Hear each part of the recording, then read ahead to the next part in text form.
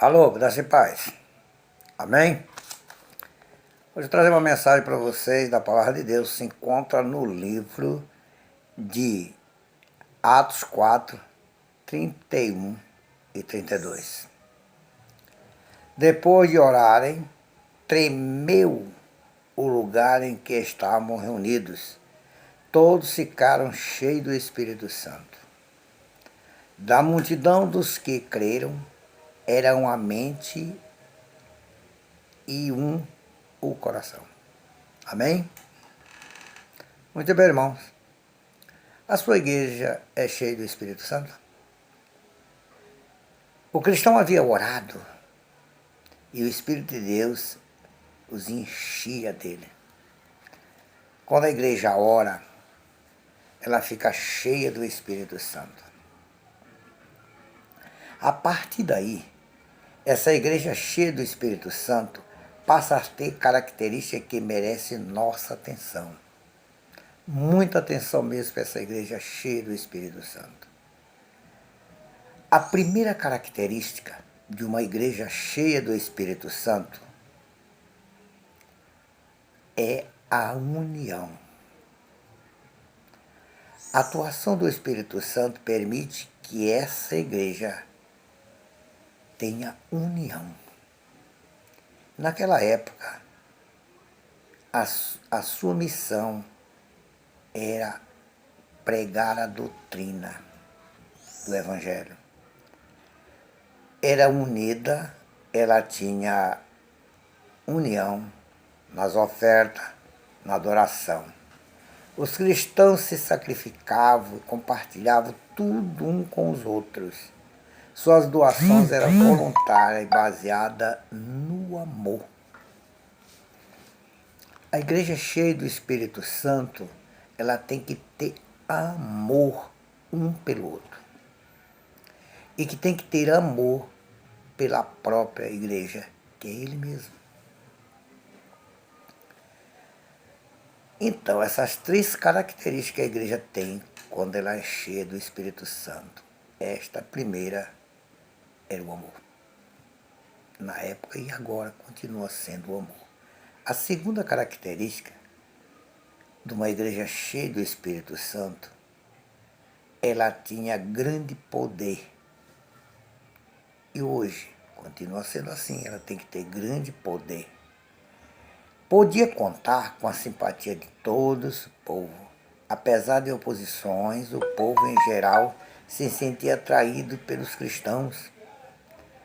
Não significa que a igreja não tem inimigos.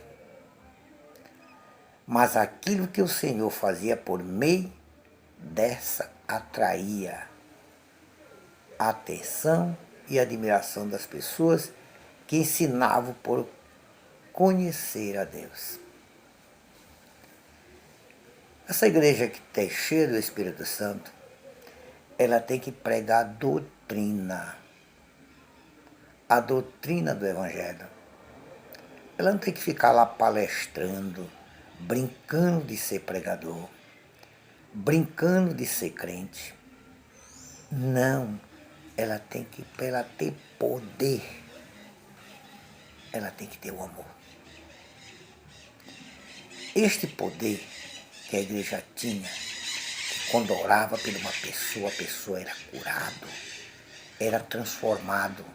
Mas hoje as pessoas estão achando que só orar para curar uma pessoa, e não para curar da maior que é o pecado, da maior doença que tem, que é o pecado.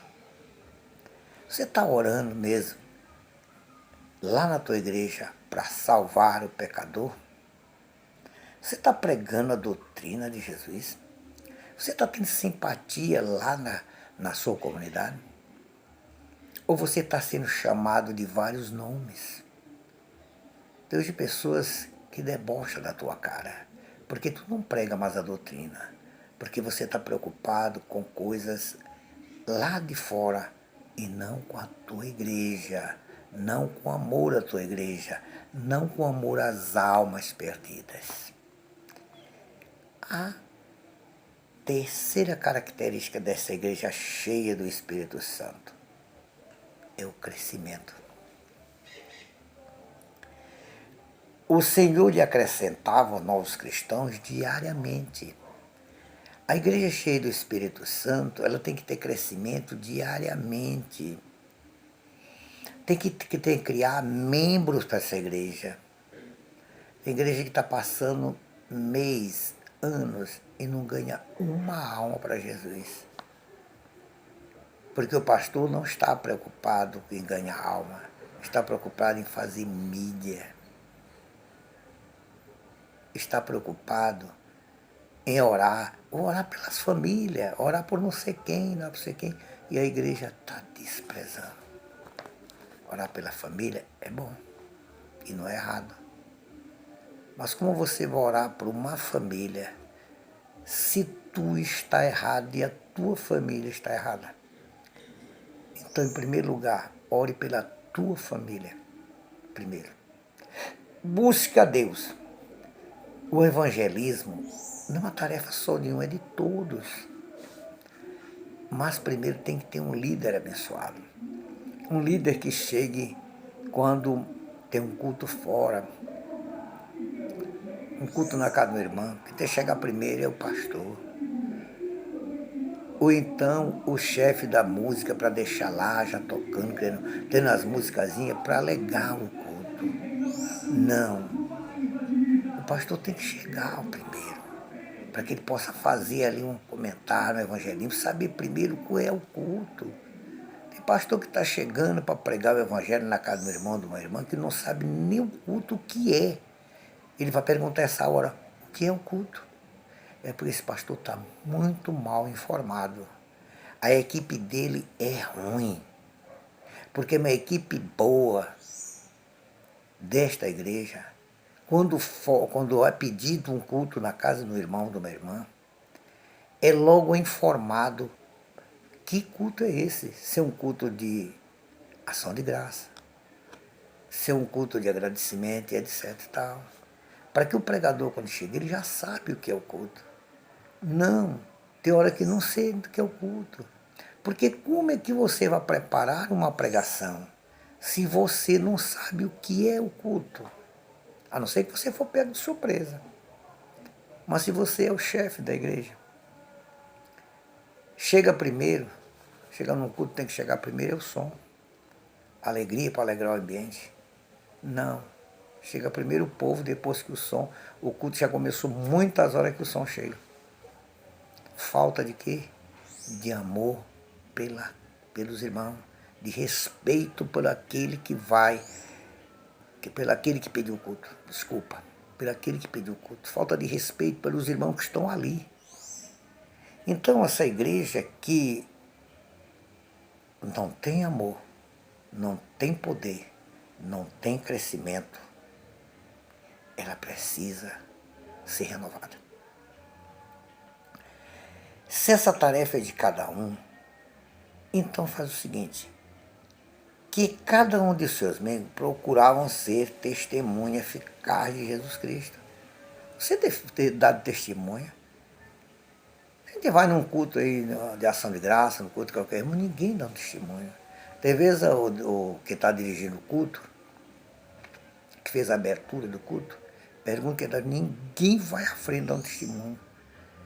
Então você está parado. Por que você não quer dar um testemunho? Então isso é uma falta de respeito e consideração pela pessoa que recebeu a palavra na sua casa. Se é um aniversário, meu irmão, você não tem nada para falar para esse aniversariante. Você não tem nada para falar, você não tem um versículo para dizer para esse aniversariante. Principalmente nesse aniversário, se nesse aniversário tiver ouvinte, se não for só crente, você não tem nada para falar. Em nossos dias, que impacto casaria que está causando a igreja na sociedade? Porque hoje nós estamos preocupados em trazer a sociedade para dentro da igreja. Nós não estamos preocupados em levar a igreja para a sociedade. Muitos anos atrás, trouxeram os cabras desses da sociedade para dentro da igreja e acabou com a igreja. A igreja tornou-se uma igreja pecaminosa. E para sair dessa está muito difícil. Desse paganismo que entrou na igreja. Pensa nisso. A tua igreja também está fazendo isso? Então, meu irmão, minha irmã, pastores e dirigentes, diáconos, presta atenção qual é o impacto que a tua igreja está procurando ou está impactando com a sociedade. O testemunho eficaz de Jesus Cristo é você, meu irmão. É você que tem que dar esse testemunho para causar impacto na sociedade. Esse testemunho gera resultado. Esta igreja, para ela crescer, ela precisa ter uma base de evangelismo, uma base de responsabilidade, uma base de bom testemunho e uma base espiritual. E tu faz parte dessa igreja. Tu está olhando o que está acontecendo nas igrejas. Não fique calado, fale. Mesmo que isso te traga zanga para os outros irmãos, mas tem que falar. Sua igreja está tendo impacto no meio da sociedade ou não? Mas é porque hoje os dirigentes, os pastores estão preocupados mais fazer mídia, não pregar o evangelho. Tem pastor que não faz mais nem apelo. Quando vai pregar, não procura pregar um texto da Bíblia, então formar, porque o primeiro lugar que você tem que ser e pregar, você tem que estar preparado, fazer o seu esboço da pregação, fazer um esboço, porque nesse esboço você tem a palavra do que você vai falar, você tem lá o que você vai desenvolver neste culto, e você também tem o final. O que mais assim irrita na pessoa, quando a pessoa diz assim, ó, para terminar, você já está dizendo que é para terminar. Leia um versículo e terminou. Não, você diz vai terminar e você volta de novo para vários textos, lê depois. Diz vai terminar umas 3 ou 4 vezes. Isso é falta de conhecimento, isso é falta de conhecimento bíblico. Isso é falta de teologia na tua vida, uma teologia espiritual, não é teologia feita aí, é teologia espiritual.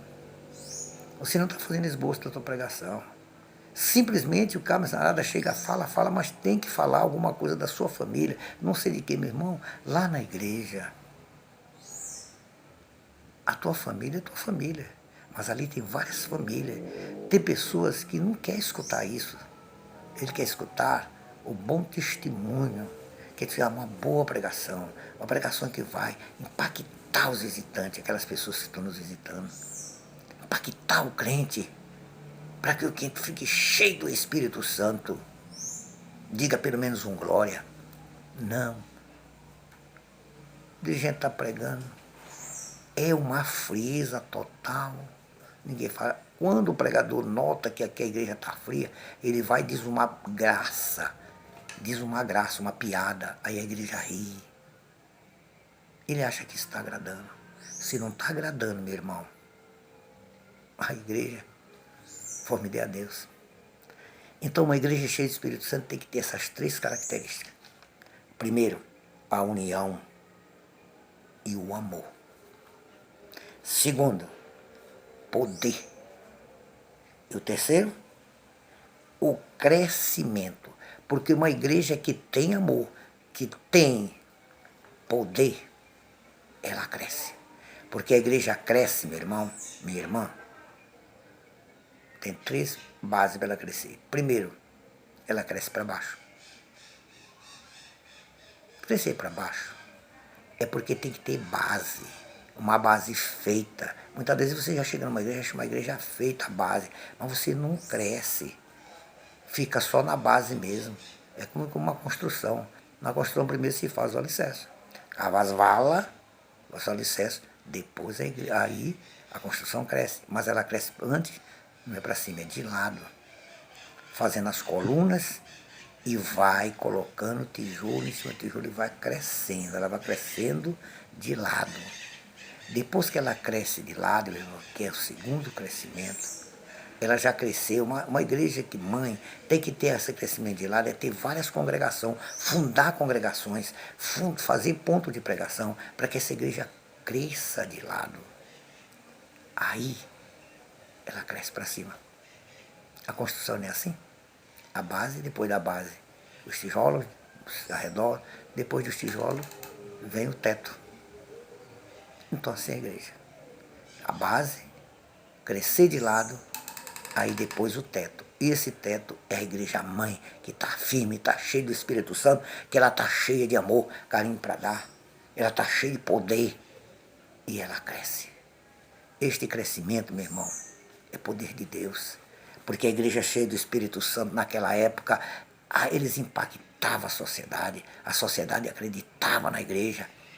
Hoje a sociedade não acredita mais nas igrejas, porque as igrejas não estão pregando mais o evangelho, não estão pregando mais doutrina, estão pregando só filosofia, só estão pregando aquilo que ele quer, não é aquilo que a Bíblia quer, nem aquilo que o Espírito Santo quer, está pregando o que você quer. Pare com isso, meu irmão. Pregue o evangelho.